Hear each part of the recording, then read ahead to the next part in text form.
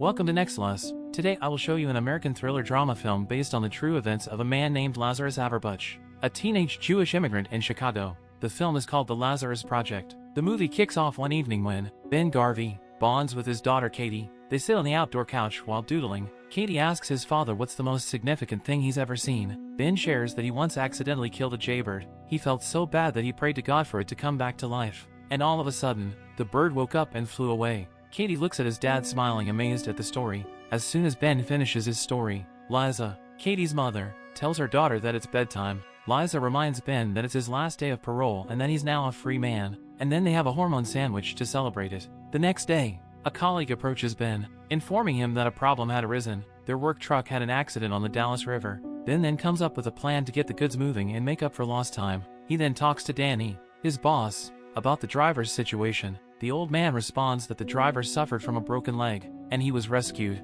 Later, back at their house, Liza discusses with her husband a job opening and getting a place by the lake, stating that it would be nice to see a different view than seeing concrete all day. Later that evening, he sees a suspicious car parked in front of his house. He goes out to check who it is, and it turns out it's his little brother, Ricky, who just got out of prison for burglary. Ben hugs his brother tight and invites him into the house. Liza is obviously unhappy to see Ricky, and she doesn't hide her displeasure. Katie, on the other hand, gives out a friendly smile. It's her first time meeting her uncle. Liza then puts Katie to bed while the brothers go out of the backyard to catch up. Not soon after, Ricky tells his older brother that he has a heist planned. He explains that there are supercomputers that have a gold conductor, not like gold bars, but gold dust, which is practically impossible to trace, and all he needs is a dialer. Ben tells Ricky that when he got out of prison, Katie was already 3 years old, and she didn't even know who he was. He adds that he can't risk it, as Ricky is about to leave. He informs his brother that he will be staying in town for a few more days and plans on proceeding with the crime.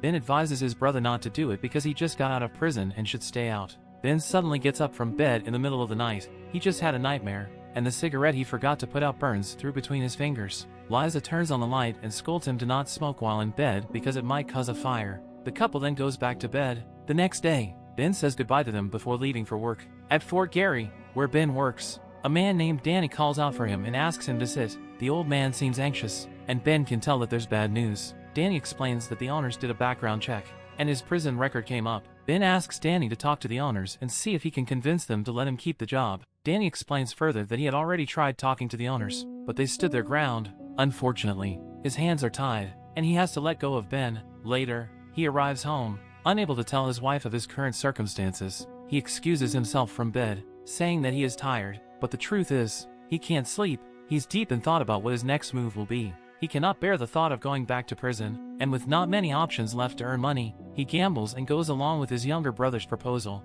The next evening, the heist is in motion. Phelps, the man Ricky spent together in prison, and the man who gave them the job. Ricky reveals that Phelps works for a guy to whom he owes a lot of money and that they will kill him if they don't go ahead with the plan. Given the predicament, Ben gives the green light. As they arrive, Ben asks Phelps to see if he brought any guns, and they go on after he checks out clean. Ben uses Marilyn, the name of the device that hacks into the security system at the door. He then informs the group that they have 5 minutes to do the job, and after that, it will notify the security company that they have been breached. Then they wear their ski masks and storm the building. Soon, they arrive in room 103. Ben checks out the room first, then raids the room. Ricky pulls the grenade pin to keep the security guard from fighting back. Ben, on the other hand, works on unlocking another door. Unknown to them, a female employee hiding under a table triggers the alarm. Ben successfully opens the door and locates the gold dust. Meanwhile, the security guard tries to pull the gun hidden on his ankles. Fortunately, Phelps spots the guard and points a gun at him. He then orders Ricky to get the other pistol from the guard.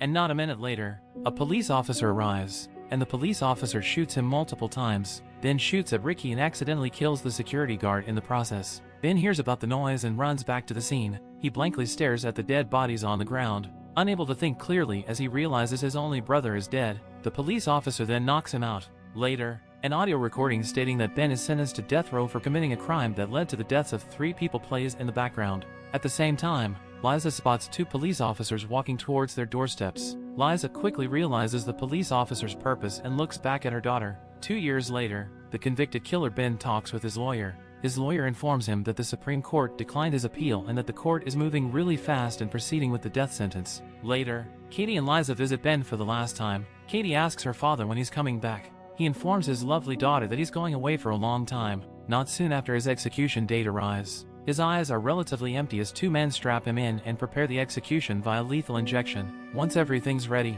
everyone leaves the room, leaving him strapped to the execution table to die alone. He slowly loses consciousness, and he dies. One rainy day, Father Ezra, a local priest, happily offers a ride to a mysterious man walking along the road. Without uttering a word, the man enters the car. As the man removes his hood, it turns out to be Ben, and then the priest reveals to him that he survived the lethal injection, and the state law cannot give him another one, so he was freed. Father Ezra offers Ben to be the new groundkeeper at a mental institution and offers to give him a quick tour of the place. It's raining heavily, and they enter the institute. He then spots a woman, but he goes on his way. As promised, the priest gives him a tour and shares the historical background of the place. Later, he settles in his quarter, where a strange man named Avery informs him that this is his second chance to live and warns him not to leave the town, as death only awaits him outside. The next day, Ben works with Robbie, a patient there to clean the grounds, and later he meets Julie Ingram. She works as a psychiatrist for the mental institution. While doing some repair work,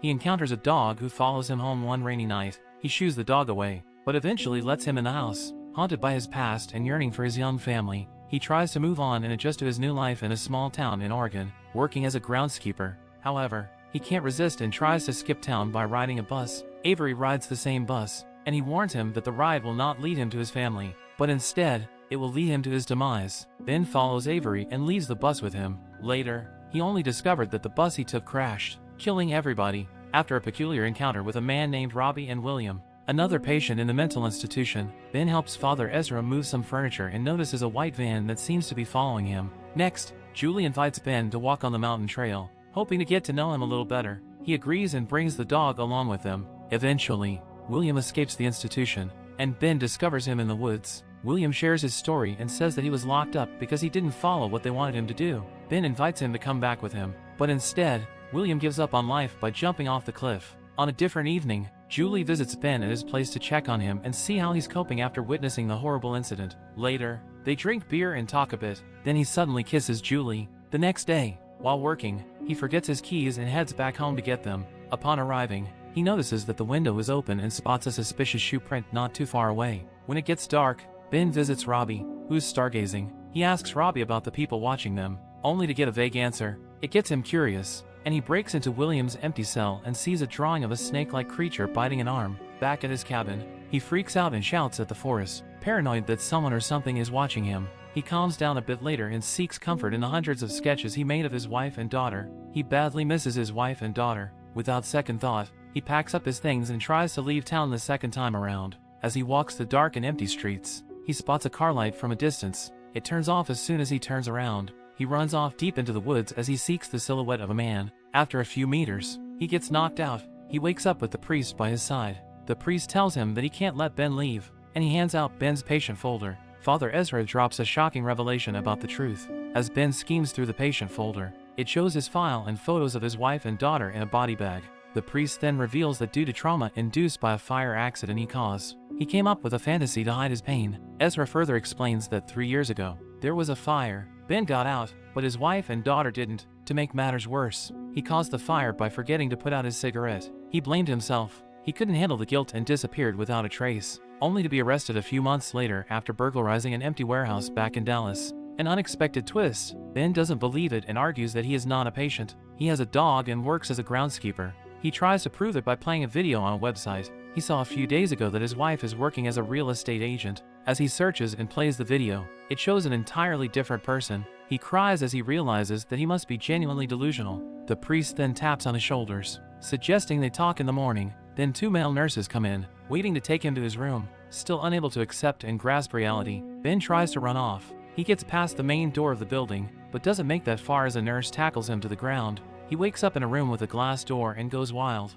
Two nurses hold him down as the doctor injects a sedative. The next day, he approaches Julie, apologizing for the incident at the cabin. Puzzled, Julie responds that she doesn't remember going with him to a cabin. Ben walks away, even more confused about the whole situation. Later, he confides in Ezra, striving to improve his mental health and accept the harsh reality. Next, he tends to the ground with Robbie. While cutting some trees, he discovers the frisbee he used to throw out in his supposed imagination. He tries to locate the dog, sees the same dog he used to take care of, and finds out that it's only been there for a week. However, the doctors told him in the past that he had been at the institute for many years. He gets suspicious and breaks into Ezra's office later that night. He logs into the computer by the desk and reads out his and William's files. He says that something was implanted in their arm called Celagen. He cuts off his hand using a knife and removes the implant. Afterward, he grabs a USB to copy the files and returns to the cabin. He breaks down a cabinet and pulls out the drawing he slipped under earlier. This proves that he didn't imagine things, and the things that happened really did happen before. The dog outside digs on a contraption,